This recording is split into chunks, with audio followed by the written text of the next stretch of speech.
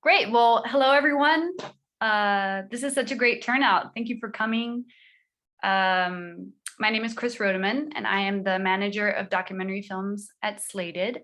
And this webinar is going to be about some of the most common pitfalls and best practices that involve documentarians and how Slated can help you with both.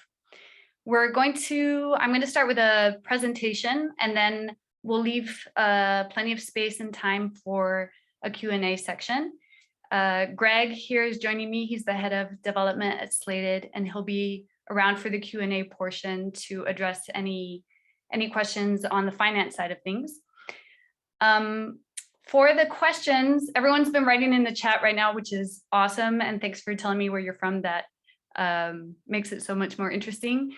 But for the Q&A portion, you'll see at the bottom of your screen, there's a button that says Q&A. So we'll be using that for the questions. As I'm talking, feel free to write your questions in the Q&A section, not in the chat, because that helps facilitate which questions have been answered, which are still pending, and just helps us organize it. So thanks for doing that. Okay, let's get to it. As many of you know, Slated is a film finance and packaging platform that's home to over 60,000 filmmakers, including over 2,300 film investors. And since we launched in 2012, Slated has serviced both narrative and documentary feature films, or as we would say in this community, fiction and nonfiction, because we know that nonfiction can be narrative as well. But that's how we often talk about it, narrative and documentary. About a year ago, we launched executive producer services for documentaries, which offers additional support to high-scoring films by providing strategic support and introducing filmmakers and films to investors, sales companies, and distributors. And since we launched that, the EP team this past year has handled 13 documentary features. And collectively, those docs have received more than $100 million in capital exposure, which came in the form of more than 200 requests to screen the films or review the material, and generated at least 14 offers. So this is very exciting. There's nothing like this in the doc world. And I'm excited that you guys are a part of this or learning about this, because it is and will continue to be such a helpful tool for filmmakers.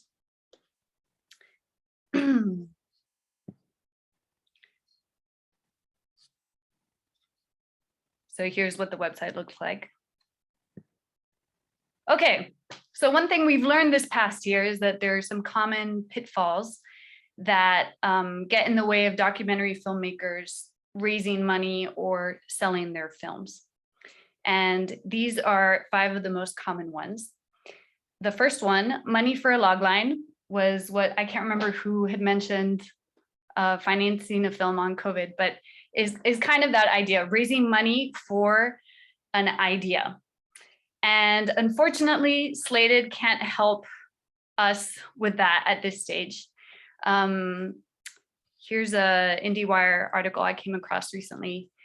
And development financing for documentaries is notoriously difficult. All of you know that.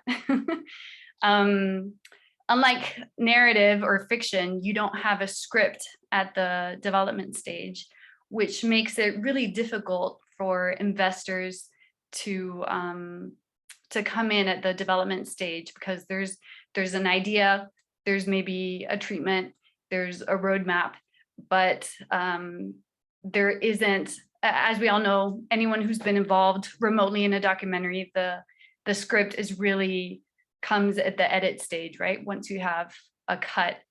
So even though right now documentaries are extremely popular, and thanks in large part to streamers who are buying up nonfiction content like never before, this is still something that the behavior of investors hasn't changed. Documentaries are inherently risky, and until there's a cut, investors are just not willing to give money for development just yet. So if you're looking for development financing, we recommend the normal avenues of looking for grants for funds. If you're not familiar with the International Documentary Association, their website, the IDA website, lists many of the most important grants and funds available. Or you might want to look into country or state specific or charitable cause specific fellowships for development financing.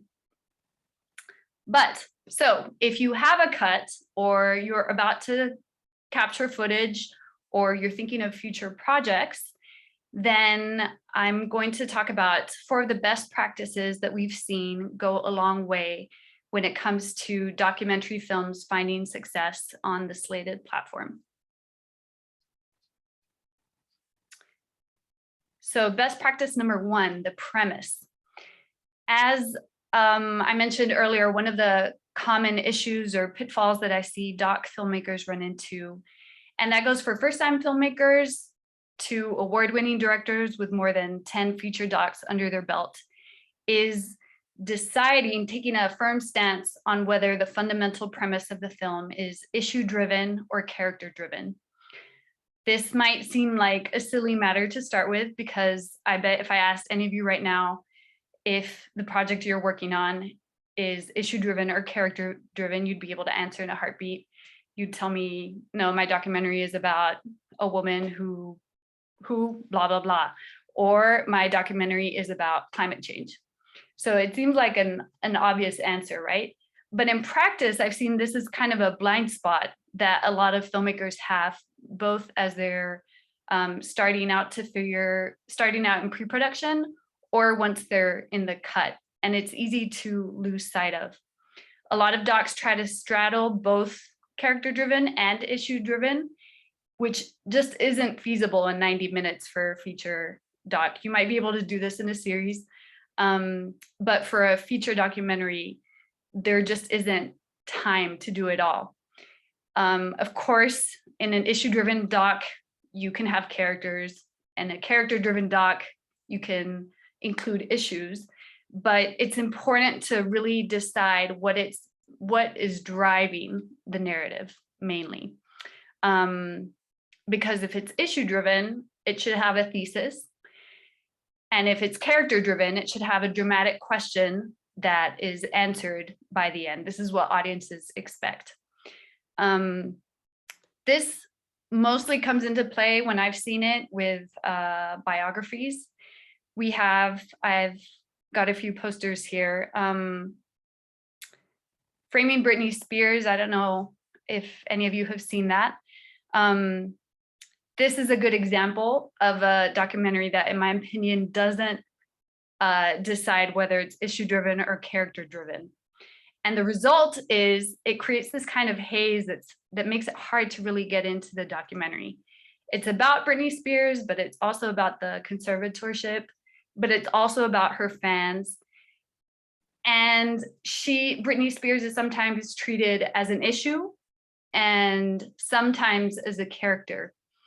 And so while it's a very entertaining documentary, I think it's not as strong as it could have been if the filmmakers had really taken a stance. In contrast, Billie Eilish documentary is definitely character-driven, but it doesn't mean that character-driven documentary has to be observational and kind of the closest thing to a fiction film that we could imagine for a documentary, which is usually the observational format.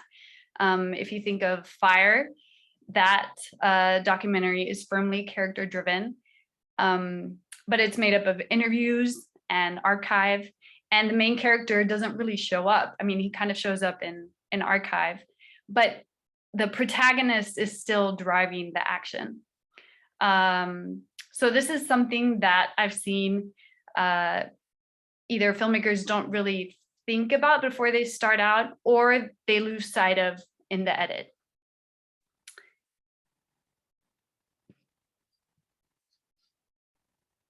Best practice number 2, another thing that another issue that I see filmmakers run into is not stopping to fully consider the visual approach of their film. That is how they're going to bring it to life. Usually there's some kind of an idea of like how we're going to what images we're going to use to tell, but often I've seen that this can happen on the back end of things in the edit. And while I'm not going to tell anyone what their process should be, what I've seen is that if you don't stop to kind of really think through and flesh out the visual approach in pre-production,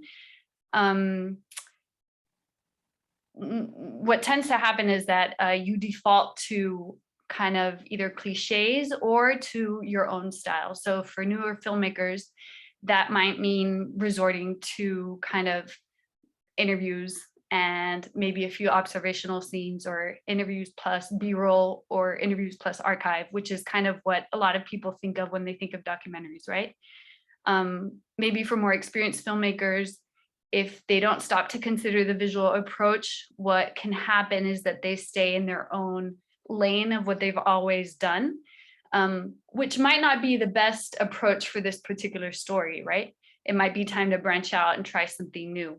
So there are 2 components of the visual approach. One of it is just coming up with the images that you're going to use to tell the story. So like in the case of Flea, are you going to use animation to tell a story that happened in the past? Are you going to use rare archive to build your story around that, like in the case of Summer of Soul? Are you going to include reconstructions, fictional reconstructions? Is that an option for you, like in the case of the college admissions scandal? Or are you going to create a fictional story to make tangible an abstract idea, as in the case of The Social Dilemma? The second part of visual approach is considering the filming style, or the mode, if anyone is familiar with that term borrowed from Bill Nichols. So this is another aspect that is important to think about, and it's not so much about having a label for the style, and it doesn't mean that it can't evolve. But again, this is something that if you don't consider, you might just go along with what your preconceived notions of what a documentary should be, or what you're used to filming in. And that might not be the most appropriate mode or style for the subject at hand. So if you think about these films, for example, what if the rescue were told with a different style? What if the rescue had been told in a poetic style? Would it service the story in the same way?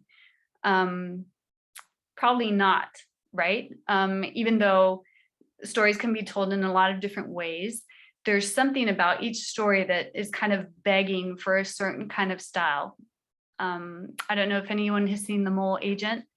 That's a film that you just can't imagine being created, even started in any other way. The First Wave is an observational film. If it had been told with a reflexive style, kind of discussing filmmaking, would it have had the same effect? Would it have been able to explore COVID, how COVID was experienced and lived in a New York hospital in the same way? Probably not, right? So a really great exercise for filmmakers is, before you start filming, to imagine what your story would look like in these different styles, and see if there's a style that kind of pops out as really fitting this story. Because it might be something that you hadn't considered. It might be a departure from what you're used to doing. And that might lead to creative new solutions, or get you out of a rut, or dramatize it in a way that's a lot more exciting than the default talking heads plus B-roll. Another best practice that I recommend to filmmakers and that has worked for filmmakers that have used our platform is to consider structure. And I know that we're always, as documentary filmmakers, we're always walking a tightrope between respecting the truth and the reality of what has happened or is happening, and making it entertaining, right? That's always a pendulum swing. Usually in the edit, you go veer one way and then have to rein it in, and veer another way and have to rein it in. And so what can happen at the cut stage, once you get a cut, you've worked so hard on making it coherent, on having it respect reality, hundreds of hours of footage compressed, and you come to a cut that makes sense, that flows, and yet there's something missing. It doesn't quite sing. It doesn't, it is maybe has a saggy middle, or people find it kind of boring and don't get to the end of it. What usually that means is that you need to consider adding conflict and or narrative. So is it a journey? Does it have twists and turns? Some of the red flags that I asked filmmakers to consider is, do you have a chronological structure or an episodic structure? And this doesn't mean that you can't organize a movie according to chronology. I mean, 13th is a beautiful example of this, but it does mean that underneath that, the structure should be dramatic. So even if things, or in the case of Cousteau, or in many biographies, if you go from birth, life, death, that isn't wrong necessarily, but it still needs to have a narrative within that chronology. And this goes for essay structures as well, just because, for example, an issue-driven documentary that has an essay structure, and you're exploring different ideas and come to a conclusion at the end, that's really important and a great starting point, but it still needs to have turning points and a climax. In fiction, often this is when the external conflict and the internal conflict collide. They collide at the climax. And for issue-driven films, often, not always, this is when the conflict of the issue collides with something personal, where it really brings home that this is something that we need to care about. So this is important to consider as well. And best practice number 4, credibility. As I said before, we're always kind of going between considering the entertainment factor and the truth-telling factor of the documentary. And it's a dance of how you weave those together to make it both truthful and entertaining. And really that's what's most exhilarating about making a documentary. And one of the things that both first-time filmmakers and veteran filmmakers often forget is really thinking through credibility. Sometimes this happens if a filmmaker has come from mostly a fictional background. They might not be used to considering the more journalistic side of documentary filmmaking. Or this could happen if you have gotten so kind of into the edit that you forget and you fall in love so much with your subject that you kind of forget to raise the counter arguments. So one piece of advice that I often have for filmmakers is to anticipate audience skepticism, right?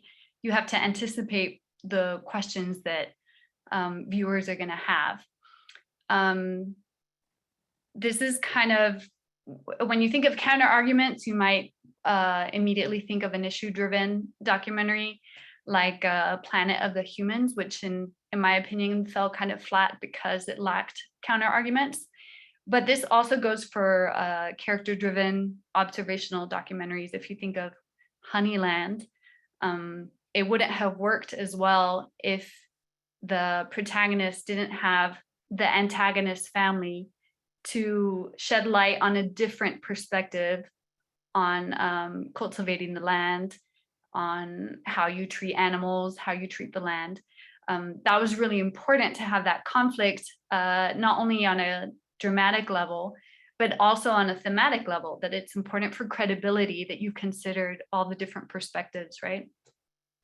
This goes for the act of killing. I mean, for those of you who've seen it, if the filmmaker hadn't asked or challenged the characters, we would have been left just thinking that the film was just a platform for them to share their views, right? And so a big part of the credibility of that film lies on their viewpoints being challenged by the filmmaker. It wouldn't have worked the same without those questions. Another aspect of credibility is access.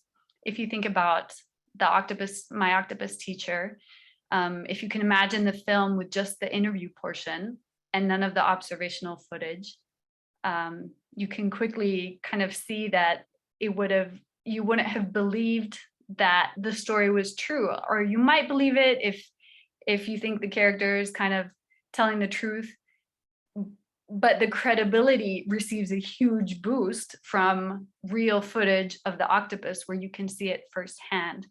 So access will do that for you. And My Octopus Teacher is an extreme example because that footage is so unique and special. But this is something to think about as you're filming. Kind of our rule of thumb is, if a documentary crew showed up on your mother's doorstep tomorrow and asked to film her life, what would she agree to, and what would be harder to convince her to film? Would she agree to them filming her eating breakfast? Probably, right?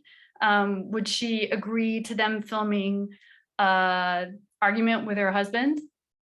Maybe not, right? So when you're thinking about access, it's important to really push for the extra entry into that character's life, because that's going to service the credibility of your story. So those are the best practices I have for you. And what is really exciting is that we have recently launched screening analysis for documentary features that provides guidance in all these areas from an experienced team of documentary reviewers. You can submit your screener or your rough cut. And when I say rough cut, I really mean rough cut.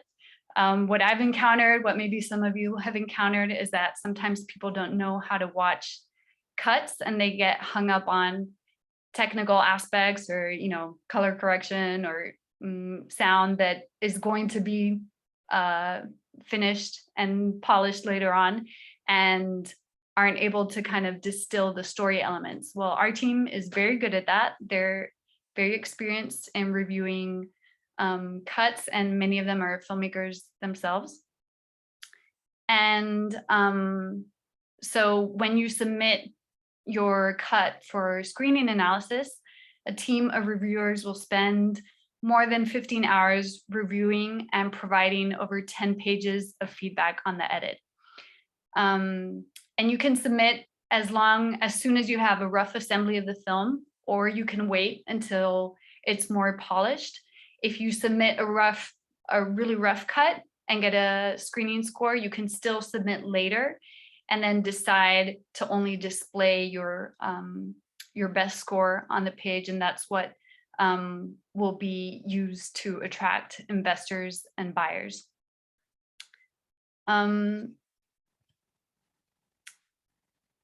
So while screening scores officially launched just a few months ago, and we're still waiting for more films to be released, our early research indicates that screening scores are highly correlative with critical ratings.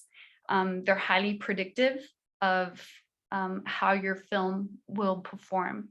So that's something that's really exciting and that doesn't exist in the documentary world, to be able to have reviewers really give you a score that will tell you how it's going to perform. And so one of the, so here's what it looks like on the website if you're going to purchase screening analysis. You don't have to purchase screening analysis. You can list your doc project on the website for free and fill in all the information, kind of what you would, for those of you familiar with the core application for grants. It's kind of a lot of the similar information, logline, synopsis. There's space for a teaser. There's space to fill out your team. So here's an example. There's a space to fill out your team and see what your team score can look like depending on who you attach to the film. And so then when you're ready to purchase screening analysis, if you want to do that, it costs $495. That is basically the cost of labor. And there's a number of scenarios I can think of that are really great for screening analysis. One of them is the score that kind of opens up, attracts the attention of investors and buyers on the website. For high scoring documentaries, they EP services on Slated will consider the highest scoring documentaries. And also you have more than 10 pages of notes. And in my experience, I can think back to situations, for example, where I've worked on projects with 1 million co-producers who each have an opinion on the cut. And something like screening analysis would have been so valuable for getting everyone on the same page. So that's something that I think is really brilliant. It's a third-party independent evaluation that is highly predictive of critical success, and that a lot of people in the industry are familiar with. So if you're trying to convince your co-producers or your commissioners of what you think is working with the cut and what isn't working with the cut, this is a great resource to have to do that. Another situation I can think of is if you don't have the money to hire a documentary consultant or are kind of stuck in the edit, this can be a really great assessment of where you're at and give you feedback to, and maybe new energy to continue in the edit. So that's my presentation. That's all I'm going to share for now. We're going to move on to Q&A. Greg is going to help me with that. So if you haven't yet, make sure to type your question in the Q&A section, and we'll move on to that. Excellent. Awesome. Thanks for all that fantastic information, Chris. All of that info generated a ton of questions, so I'm going to read through a few of them and pose them to you. The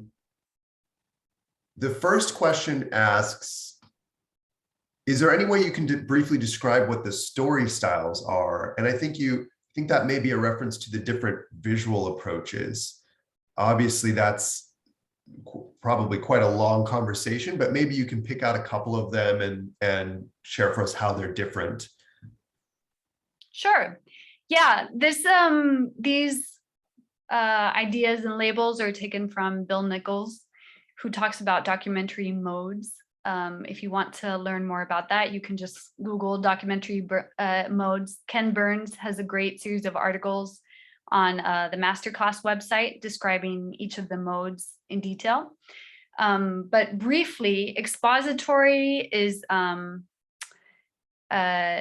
generally what we would think of as kind of the older style documentary. If you think of a science doc with voiceover narration and interviews and B-roll, or interviews and archive, that is kind of the expository form. That has morphed as our idea of authority has changed, and as voiceover narration has kind of fallen out of style. So a lot of times a film can still be expository and not include voiceover narration. Participatory is where especially in the premise involves the participation of the filmmaker. So I don't know if you've seen The Mole Agent, but that film starts with the filmmakers asking a man to infiltrate a nursing home. So that film would not exist without the filmmakers creating that scenario, right? The act of killing is another classic example of that. Observational is expository and observational are probably what we see the most on any catalog on Netflix, for example. Observational is kind of verite, fly on the wall filming, where the filmmaker tries to be as unobtrusive as possible. Poetic is kind of more artsy, more freewheeling. It has a logic, but it doesn't respond to a character-driven narrative. That's not the right way to say it. Like a Hollywood 3-act structure kind of narrative.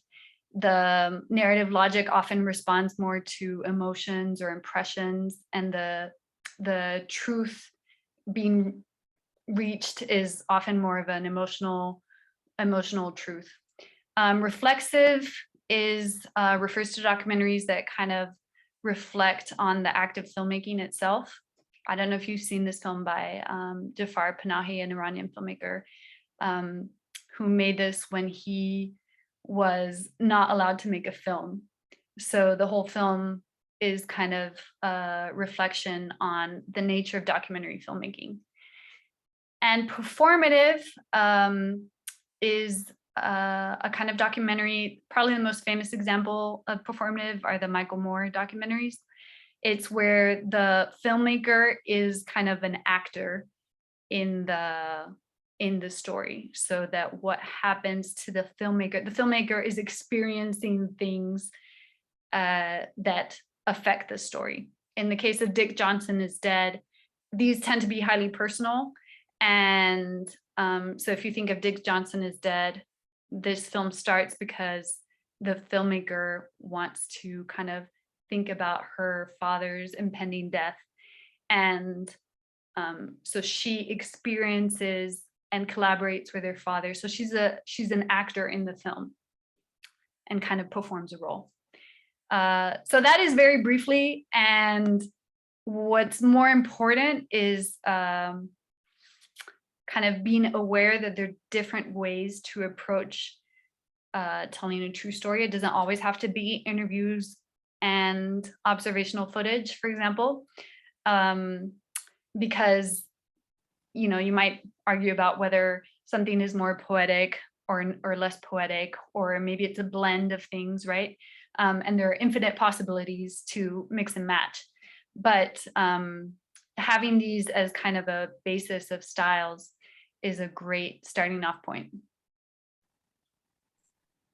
Awesome. I think that ties in with the next question fairly well, which comes from Abdullah, who asks, for the last several months, my co-writer and I have been researching the Armenian genocide as it will serve as a backdrop to a documentary we're doing. One book leads to another, and so on. It seems never ending. How do we know when the time has come to stop researching and begin? Thank you. So would you say that, would you say, Chris, that that experimenting with some of these styles, or maybe deciding which style would that help at a time like this? Or is it finding, figuring out who you're going to be interviewing, or what advice would you give Abdullah? Yeah, considering the filming style is a great place to start, especially the images when you're telling a story in past tense of something that's already happened. That's kind of one of the most exciting aspects of documentary, that you can't just assume, like in fiction, that you're going to have actors. You have to really be creative of what kind of images you're going to use. I can't give you the answer. I would say that you need to start. If you have that question, it probably means that you're ready to start, because research will continue until the end of your film and beyond. And obviously research is important. to set the stage, and research will lead to characters or ideas. But I think deciding what kind of images you want to use and the style is a great place to start, because that will make everything else fall into place. Also, whether it's character driven or issue driven, do you want to explore a certain aspect of the Armenian genocide as an essay, or do you want to follow a character and tell their story? Those are the main things to consider at this stage, probably. Awesome. I'm going to group the next two questions from Odette together because they're sort of business oriented. Those two questions are there certain topics that documentary distributors are attracted to or that they generally shy away from? And she also asks, is there a sweet spot but budget for documentaries where funding is more likely? I'll give my quick, business oriented answers, and then Chris, if you have more to add. The short answers are no. In my experience, there aren't topics that people are scared of. Yes, there are topics that people are particularly interested in. I think from the experience we've had on the EP service team, what matters most is the level of access you have, the level of authenticity, and how engaging your documentary is. We've seen documentaries about particularly popular subjects or underexplored subjects get a lot of traction. That's always exciting. But I've seen documentaries as well about topics that I wouldn't have thought are particularly engaging at a logline level, but are so well executed and so interesting and have such an authentic point of view that it attracts buyers. So I think execution matters considerably. And of course, if you have like a trending topic or a topic that taps into a subject matter with a lot of popular interest, then that's sort of a sweetener. And as far as budgets are concerned, in our experience, the lower the better, because docs sell for a lot less than narrative films most of the time. I don't know, Chris, if you'd have anything to add on either of those topics from your experience working in nonfiction. No, I agree. And a documentary can take 13 years to make. So you might not want to lead with the real budget for that if you're trying to attract initial investment, right? So I think it really depends on the case and the kind of documentary you're making. Right, totally. And I mean, there are docs, right, with A-list interviewees that may push the value of your film up a little more. You're going to have to pay those people, of course, but most docs don't have that luxury. So if you're thinking about the value of your documentary, you can do a Google search through what docs have recently sold for. Sometimes those deals are announced, and see what the range is. Occasionally, you'll see a documentary that sells for more than $1 million or more than a couple million, but most of the time it's far less than that. Most of the sales that are unreported are sub $1 million sales. So the closer you can stay, giving you the practical answer, just in our experience, if you can stay to 500,000, 200,000, that's a healthy range. If you can get to at least a cut where investors can see an edit of your film, for that's certainly helpful. Okay, so let me move on to the next question. This is a little slightly off topic, but I think still interesting. And Chris, having worked in nonfiction TV and scripted TV too, I think you may have a sense of this. But Nikki asks, with the streaming market in television, et cetera, can you discuss the approach to a limited series? How do people pitch those? Do you have a pitch reel? Do you have a summary of episodes? This is not my area of expertise, but do you have any insight into that, Chris? Yeah, well, it's not my area of expertise either. I have worked on documentary series, and in those cases, we had to pitch a pilot. So when we did that, we had to present a a kind of series Bible with what the episodes would look like. And in this case, there were going to be multiple seasons. So we had several seasons mapped out as well. And then we had to fund the pilot and shoot that before we could get investment money, even though they loved the idea. But until we had the footage, they weren't willing to invest the money. So that's been my experience. I'm not saying it's the only way, but usually, and this goes for features too, until you have a teaser, it's hard for people to take you seriously unless you are an Oscar-winning documentarian and have celebrities in your cast, where it's an easy sell. If you're somebody that doesn't have that kind of recognition or celebrity status, usually you need footage before you can get that kind of investment. Yeah, that parallels what we've seen with feature docs as well. You have to sort of have something to show to prove. And with what happens with a documentary series too is that people, it's different to make a series than a feature, and so the pilot is what really showcases that you're able to do that you're able to set up a story that's going to continue over several episodes, and that you are aware of the format. You're not just trying to shoehorn a feature and expanded footage and have it just kind of drone on for forever, but that you really know the craft of that as well. Perfect. So we have so many questions that I think I'm going to group a few of them together. I don't know that we'll get through them all, but we have a number of fantastic questions. So let me group these next two together. They both have to do with screening analysis. Robert asks, how much product do you actually need to submit for a screening score? And another attendee asks, does getting screening analysis of my doc give me feedback to help improve my cut? If I get a good score after more edits, can Slated help match me to sales companies and distributors? And do you have any success stories? So that's actually a number of questions. That's a number of questions about screening analysis, but do you want to dig into that, Chris? Sure, I'll talk about screening analysis, and then maybe Greg, you can share a success story. Sure. As far as screening analysis goes, I would say that you need a cut. You can submit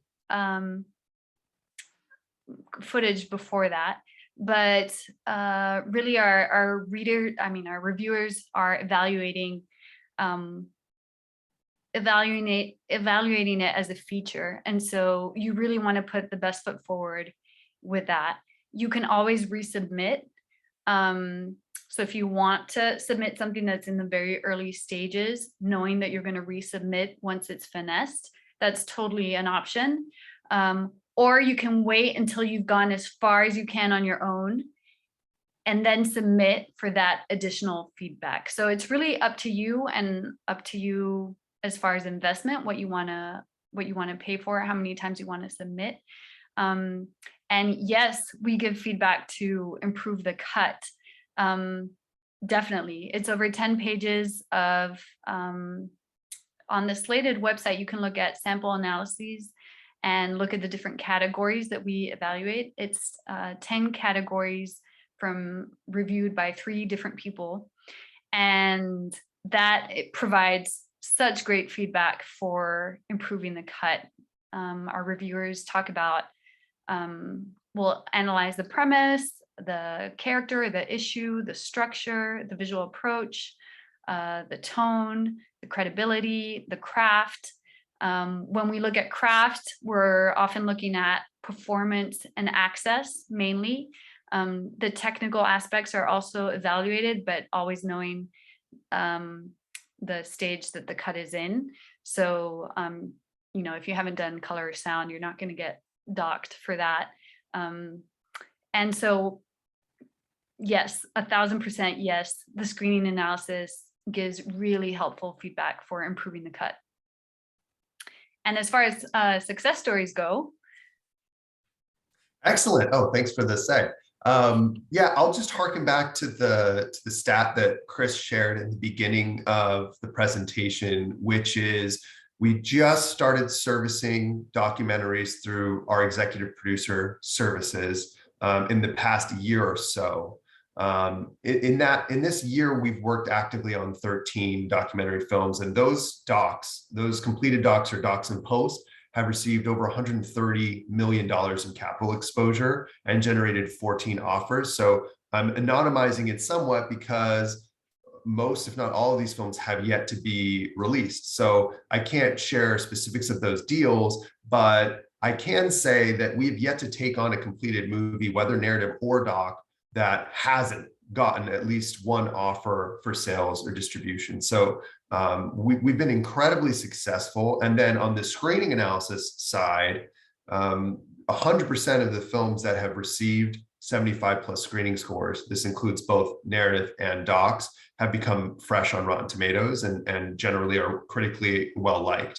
So the system, though early, though the data is still bearing out, though these films are still getting released, is clearly working. And I think Chris can vouch for the excellent quality of the team that she's built on the narrative, on the documentary side.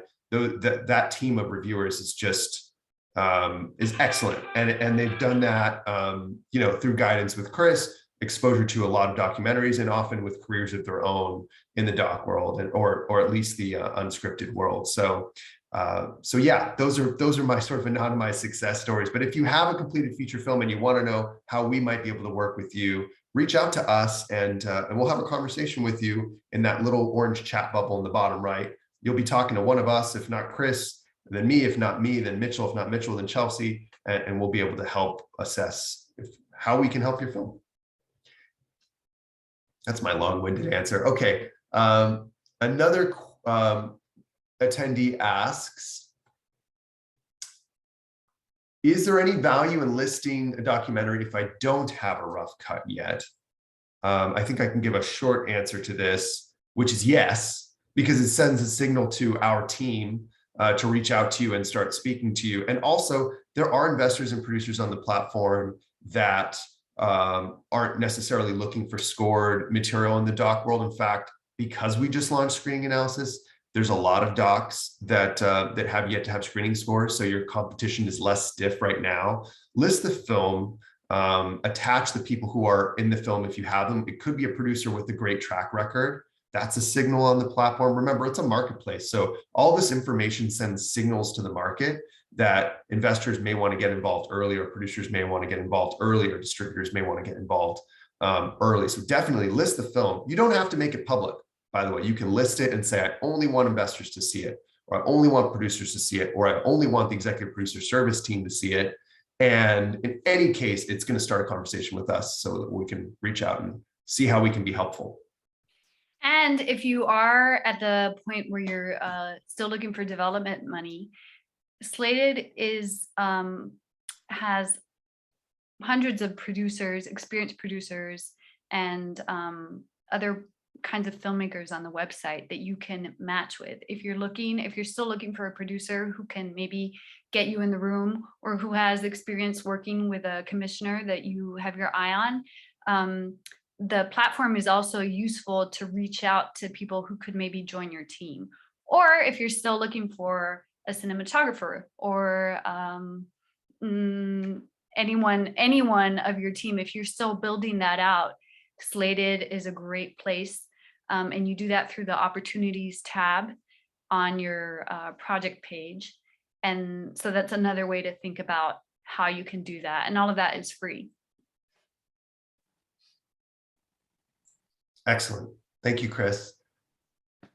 The next question is also from Odette, who asks, I've been asked to produce a documentary and was wondering what other pitfalls I should look out for when choosing to take on this project or not. Chris already went over in this webinar some of the pitfalls of sort of crafting your documentary, approaching that story, how to make it engaging, and how not to take wrong turns when it comes to putting that story together. Are there any other sort of business pitfalls or practical pitfalls that come to mind, Chris, as far as like how you would assess whether or not you would get involved with the documentary as a director or producer based on what they have? Yes. So I just went through a similar experience and decided not to join the project. And it all came back honestly to that the filmmaker hadn't considered these aspects of the craft. So I do think that these pitfalls are important for a producer. So it's important as a producer to know that the director involved is thinking through these things, because that affects the budget, that affects the kind of financing that you're looking for, that affects how it's going to play out in the edit. At the development stage, you're kind of going on faith that this director is going to pull it off, right? In narrative, you have kind of the advantage that often the script has already been completed, and so you have this document that serves as a really solid blueprint and will parallel what ends up in the edit, even though of course it'll evolve. But in documentary, the starting point is often vastly different from the ending point. And as the producer, you have to have the confidence that the director is going to know how to shoot, how to get the access. Are they going to be able, do they have that expertise? Do they have those standards where they're going to look for the interesting scenes and not just film B-roll of people walking out the door or having breakfast or all these boring cliched scenes? Or are they going to really push for that access, and do they have an eye for that? So the way you can assess that is obviously reviewing past work, but if it's a first-time filmmaker, or even if they're experienced, talking through, well, what kind of style are you thinking? Have you considered what kind of images? Are you banking on using rare archive that costs, thousands of dollars a second, but you haven't factored in, you don't know how much that costs? Or are you thinking of reconstructions with celebrity actors? All of that is going to really determine the budget. So talking through, I think, the filming style and the overall visual approach is probably the most important thing you can do as a producer to see if they're thinking through that. And in my case, I realized really quickly that the director wasn't open to considering other styles that were better suited for the story. She didn't have enough experience or references of different ways of getting to the subject. And she couldn't think ahead far enough to know that observational footage, for example, takes time. You can't get the really great scenes. You can't get that in 3 days of production. It just doesn't work that way. And so the director has to know what each style involves, and because that affects the budget. Excellent. Thank you, Chris. Number of other questions are from filmmakers who have films and are wondering how to leverage Slated. The first question from Mark is, for somebody who's not familiar with Slated, can you provide contact information to learn more about the platform? I'll answer that quickly by just saying that, yes, we have a little orange chat bubble in the bottom right of the website. If you go to slated.com, whether you're logged in or not, that's the best way to get in contact with us. We use that chat interface to sort of triage a number of different questions and then get you to the best possible department. So if you're interested in learning more about Slated, or you have a specific use case you want to run by us, and this is great. This is an actual live Slated film page here with screening analysis, which we can go over in a minute, but that will have a ton of information. Here's the little button to ask for help. Oh, thank you so much. That's perfect. Oh, look at that. Yeah, so that's what it looks like, that little orange bubble, and you'll be in conversation with us right away.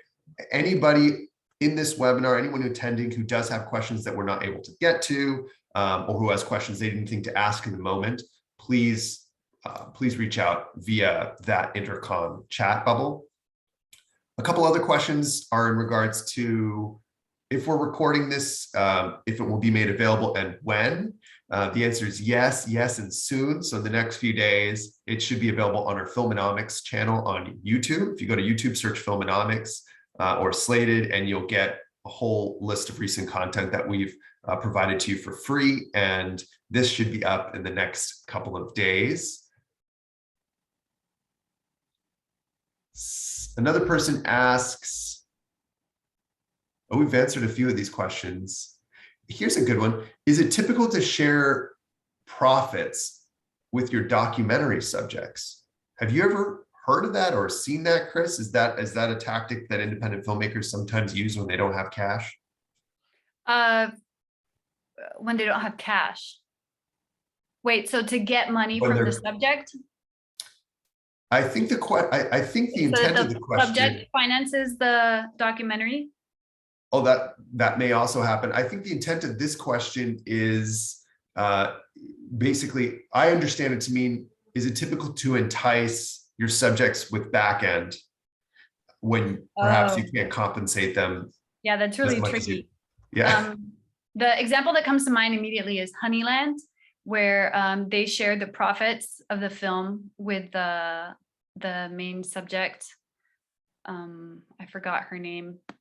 Hatidze, I don't know how to say it.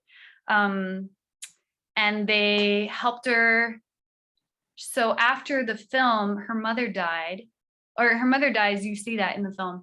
And then she was left without a home or something like that. I'm hazy on the details, but so they helped her buy a house with some of the profits, and then they shared the profits with her. They had spent 3 years filming with her, but it started as a short film and she participated voluntarily. I don't think that they enticed her to participate with money. I don't think that's the case. I've worked on documentaries where certain interviewees refused to participate. Specifically, these were family members of celebrities who had already were just sick of giving interviews and had started charging money. Usually, in my experience, it's been symbolic. The dangerous territory is that you're buying opinions, right? If you consider it from the journalistic standpoint, you want to avoid any kind of cash exchange, and you want to avoid your subject financing your film. That said, there are plenty of counterexamples.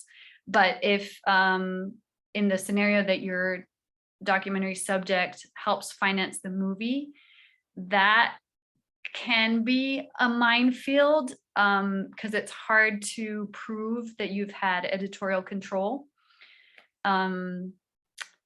I can think of cases where the filmmakers have been able to sell the film, but often with certain commissioners, there's such a strict kind of legal process for a lot of broadcasters that you go through to certify that everything that you're saying in the documentary is true, that you have that everyone has participated with a release form, that all the archive comes from where you say it does and has been legally obtained, that you have the permission to use it.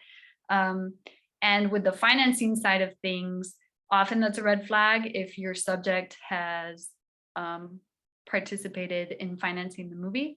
But if there's some way that you can kind of maintain strict editorial control, then some broadcasters will work around that. And it depends what the kind of and festivals often will accept films. Often a way to get around that is acknowledging the financing in the film itself, so that you're acknowledging that you're aware of the potential bias and offering maybe counter arguments or showing that you aren't afraid to explore the person who's financing the movie, or if you acknowledge the bias in the movie straight up. Awesome. We still have a number of questions left open, but I think the best way to handle them is to group them into two chunks, and we'll end on these two sections of questions. Before I get to those two bigger sections, there have also been a number of questions about documentary series, docu-series, etc. We do not handle docu-series on Slated at this time. The reason for that is that television financing in general is just very, very complicated and extremely costly. It's not like the indie film finance infrastructure. You actually do need networks and studios on board at inception for TV shows, whether they're docuseries or scripted. So because the independent financing model has yet to be really cracked for independent television and documentary TV, we're not offering those services yet. We are developing them slowly, though. We do have analysis for scripted television pilots via our sister company, Spec Scout, if you're looking for that.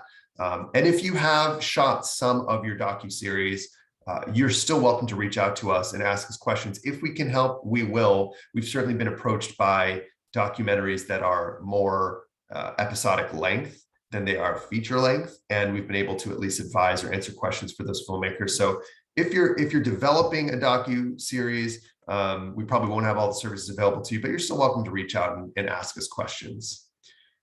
The next group of questions has to do with basically, coming back to this question of how do I get a sales company? How do I get a distributor? I'm going to try to find the best one here.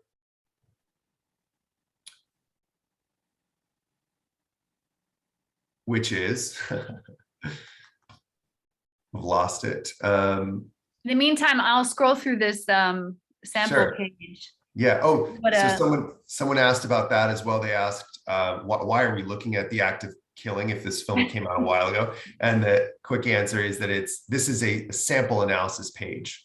So we have a number of sample analysis pages, projects that we use for training, but also to show off how we approach the story mechanics analysis for documentary films. So Chris, if you want to scroll down to that screening tab, we can sort of click through and show you how our reviewers will go through your project. Right. So the screening analysis is here. And this is what this got a 94. I think the Rotten Tomatoes score is a 90. It's up there. Right. So these are all the different categories, including premise, visual approach, structure, credibility, and I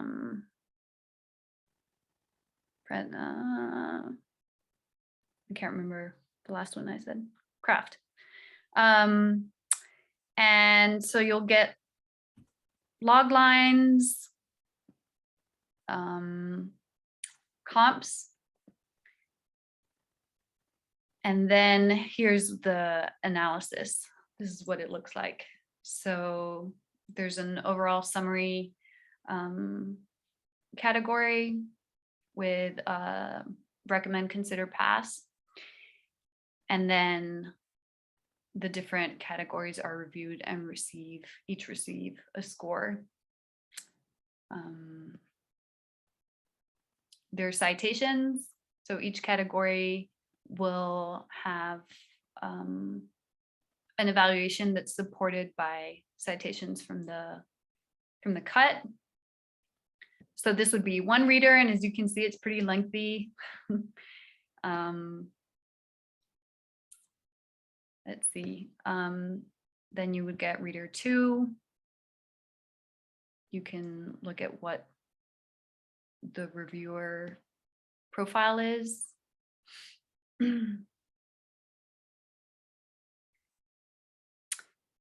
This Daytime Emmy was for producing a documentary series, actually. So this is what it looks like, and it's over 10 pages of feedback.